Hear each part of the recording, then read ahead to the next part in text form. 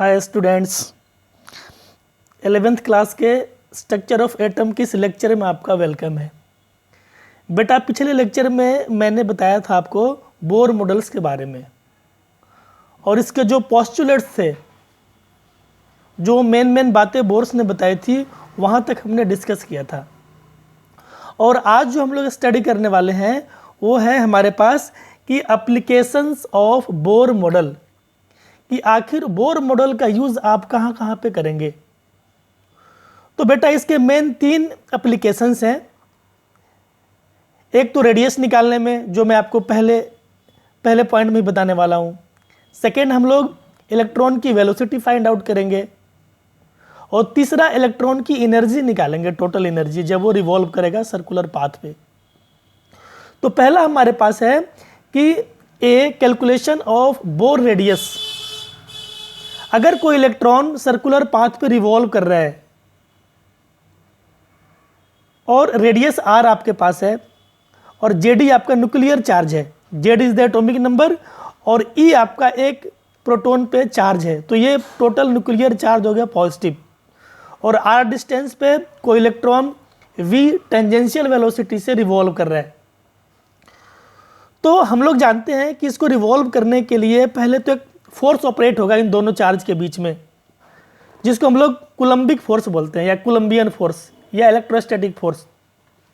तो जो हमारे पास कूलम्बिक फोर्स होगा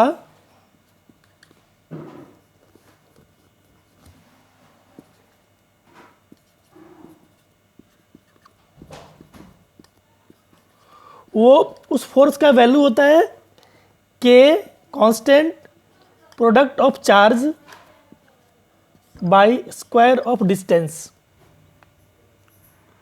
और इस केस में हमारे पास चार्ज जेडी और ई थे, तो हमारे पास यही फोर्स बन जाएगा k Z e square by r square.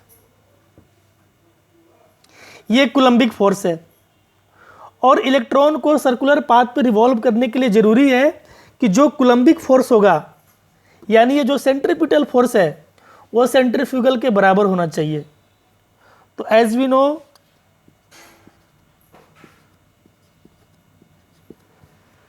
Coulombic force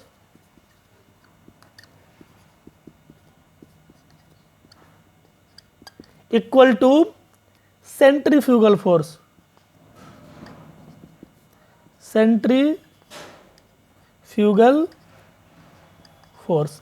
और ये बेटा जो सेंट्रीफ्यूगल फोर्स होता है ना, वो Z e square m square by r होता है, इलेक्ट्रॉन का मास, उसकी वेलोसिटी और रेडियस।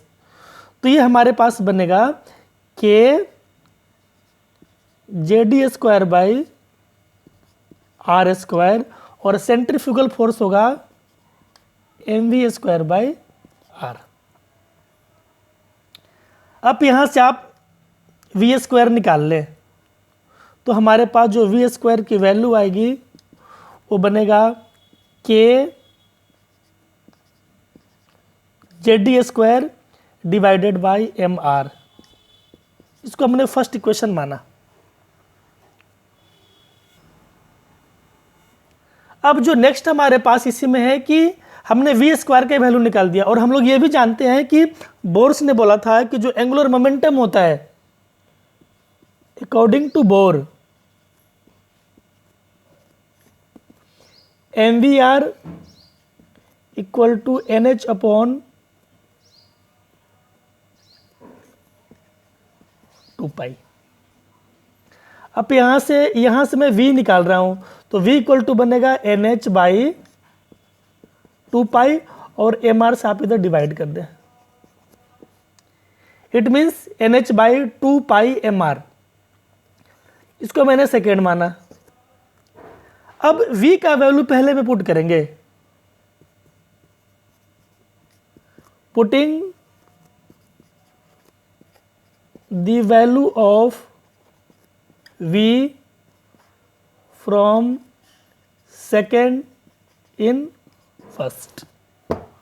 तो हमारे पास वहाँ जो v का वैल्यू है, हमने वहाँ पे लिखा था वी स्क्वायर, तो v की जगह मैं इतना पुट करूँगा तो बनेगा n h by 2 pi m r का होल स्क्वायर, इधर था k Z square by m r.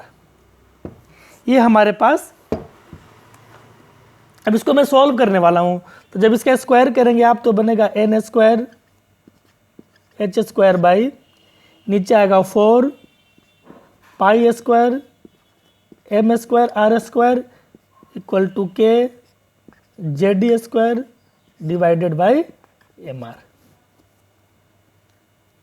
अब आप यहां से आर निकाल लें कि आपका एम आर कैंसिल हो जाएगा, एक एम आर इधर बचेगा और उस आर को आप इधर ला दें, तो बेटा हमारे पास आर का जो वैल्यू होगा वो बनेगा n square h square by 4 pi square m k Z e square.